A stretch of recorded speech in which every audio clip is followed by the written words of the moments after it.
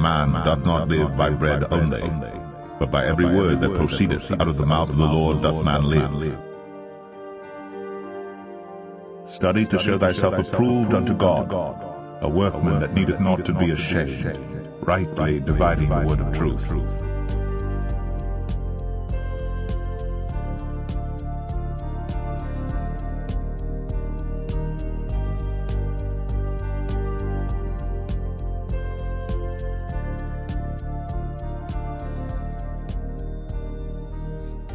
Welcome back, family. I want to cover a really cool prophecy about the Messiah, and it's one of those that really destroys all of the tactics of the anti-missionary types of people, the ones that we've dealt with in the past and addressed in videos, one that I'll leave in the description so you can check it out. These are people, if you've never heard of them, that outright deny that Jesus is the Messiah, and their sole purpose is to get Christians and Jews and people that believe in Yeshua or Jesus as the Messiah to completely abandon that and look for another Savior or deliverer that's going to be sent here by the Father. And it's very damaging to so many people because they speak very matter-of-factly. They misunderstand a lot of things that they feel like they fully understand. And so when you're listening to them, they make some really good points, but you just have to dig deeper and see how their arguments fall apart. Now, the prophecy we're going to be looking at, I believe, relates to this quote here, where you see the Messiah talking to the doubters and saying, "If you believed Moses, you would believe me, for he wrote about me." And this little quote here means so much more to me now that I've really dug into this, and it's about to get extremely interesting when you see how much the prophecy did come true in ways that we couldn't even imagine, and most of us just looked right past it. And so I'm going to show you a really quick glimpse at something we've compiled for a video we did in the past with our Interconnected Word series, when we were looking at how many similarities there were between the three key figures at the Transfiguration. And the similarities between these three is really significant, but it gets extremely identical when you start comparing the Messiah to Moses. And so a lot of the things here you can see, like the miracles with water, multiple miracles with water from both of them. Man shall not live by bread alone. Of course, he is quoting Moses. 40 days without food, miracles of food replenishing. These things happened with both of them, and some of them with all three. But I'm going to be just looking at these two because Moses was told about him. He was told about the Messiah.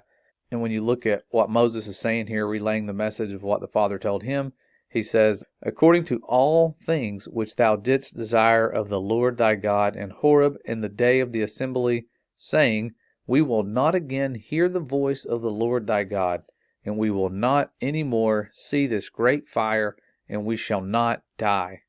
And the Lord said to me, They have spoken rightly all that they have said to thee."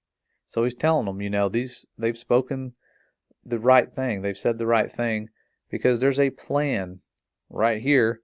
When he goes on to tell us what the Father says again, he says, "I will raise up to them a prophet of their brethren like thee." Okay, so someone like Moses, "and I will put my words in his mouth, and he shall speak to them as I shall command him, and whatever man shall not hearken to whatsoever words that prophet shall speak in my name, I will take vengeance on him." And so there's a lot of people out there not listening to the things he said, not hearkening to his words whatsoever, saying he didn't even exist, or that if he did exist, he was not the Messiah, he was some fraudulent person here. And so we're going to look again at the connections and similarities between Moses and the Messiah because it's powerful, and it takes us back to the very beginning of the journey of Moses, who was put in an ark. The ark was built by his mother, a lot like the ark for Noah. They had the pitch connection where they covered it inside and out with pitch to waterproof it. And so they did that, set him in the water after 3 months, okay, because people were being murdered. These newborn babies were being murdered by order of the Pharaoh because the Hebrews, their population was growing really fast after the prophecy was being fulfilled with the seed of Jacob. This was going to happen, and so the mother hides him in the water. Cool story. Pharaoh's daughter finds him, and guess what? They hire his mother to nurse her. So she's making money to nurse her own child. How cool is that? And so this is in Egypt. Everyone knows that. Pretty much everyone knows that. But when we look back at the Messiah and his origin, there were young infants, toddlers being murdered at that point. And so it's almost a mirror image of what we've already seen with Moses in his day. Slightly different purpose, but same type of deal. And then you have his parents hiding him in Egypt. So like Moses, just like the prophecy said, someone like thee. Well, here's someone hiding in Egypt before he goes on his journey to set people free. So both of them in Egypt, something that I never really thought much about when I would read that. I was like, okay, they had to hide him. They went to Egypt. No big deal. But there's significance there. And you see more connections like the woman at the well scene where you have Jesus at Jacob's well. He's literally at Jacob's well. So powerful. The significance here goes far beyond what we can imagine. But you have him at the well, and it says he sat on the well, and it was about the 6th hour, and there cometh a woman of Samaria to draw water. And then you have Moses here. What did he do? He sat on the well, and there was a priest of Midian that had 7 daughters, and they came to draw water. Look how similar these events are. The Father's prophecies always come true just like he says them. Always will. You can count on it. And the more you look at these connections, the more you're going to find. I'm just pointing out a few of them. There's a lot more. But I want to parallel the Deuteronomy verse with some of the things in the New Testament. And you see that prophet aspect with the Messiah. And I want to say, I'm not saying he's just a prophet. People get bent out of shape that he was a prophet because he prophesied. Anyone that prophesies is a prophet. And so he definitely did that. Doesn't take away from who he really is. Okay, that's just a part of his role and a part of the prophecy. So don't get too bent out of shape on this one. But when you look at the prophecy we've already read, I will raise them up a prophet. In Matthew 14 it says, and when he would have put him to death, he feared the multitude because they counted him, talking about Yeshua, as a prophet. And then in chapter 9 of John, this is the blind man. He'd just been healed and he's being questioned. And they say unto the blind man, again, what sayest thou of him that he hath opened thine eyes? And then here's the quote, he said, he is a prophet. Coming from the guy who just had his eyes opened, like so many of us. And then you have in John, where he's telling us the same thing we see here that I've highlighted in blue. I will put my words in his mouth, and he shall speak to them as I shall command him. So here's what Yeshua says, I have not spoken of myself, but the Father which sent me, he gave me a commandment. Literally saying exactly what we see right here. I shall command him. He gave me a commandment. What I should say and what I should speak. And I know that this commandment is life everlasting. Whatsoever I speak, therefore, even as the Father said unto me, so I speak. He's telling us the truth. He's telling us what the Father's will is. You have to listen to what he's saying. That's why the Father, when he speaks, 2 out of the 3 times that he spoke, what did he say?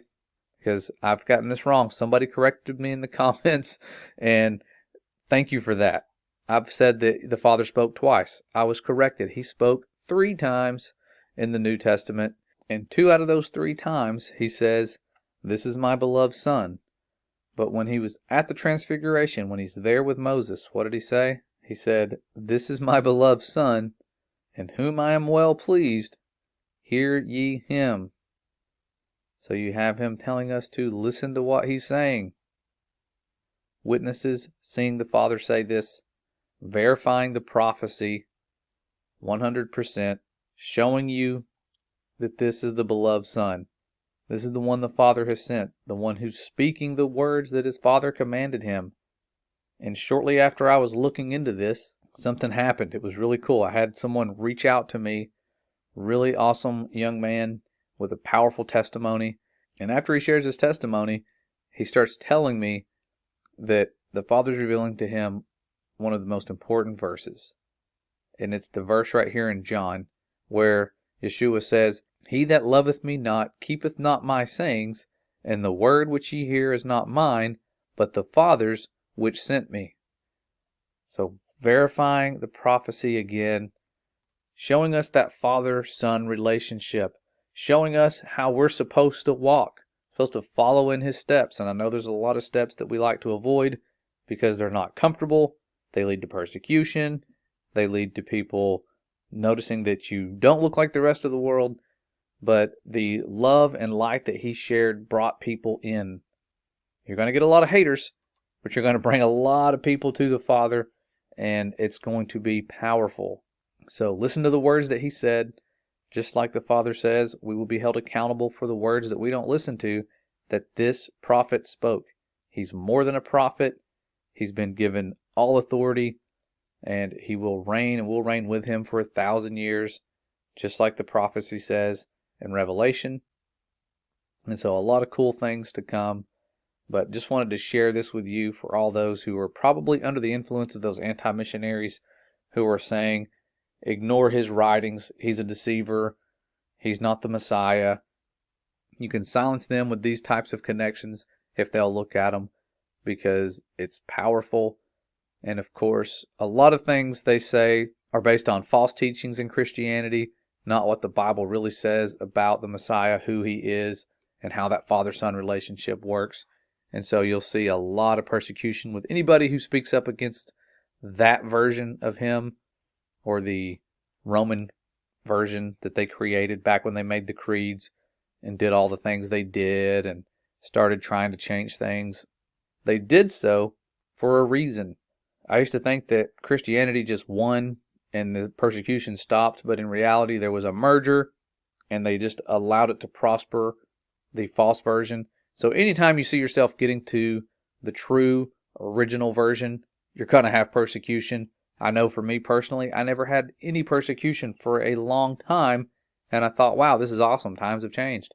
Well, you start doing some digging, you start finding out the truth, you start going to the Father and his Holy Spirit to see where the lies are, and you'll see there's a lot of people that will come out of the woodworks to send you hate.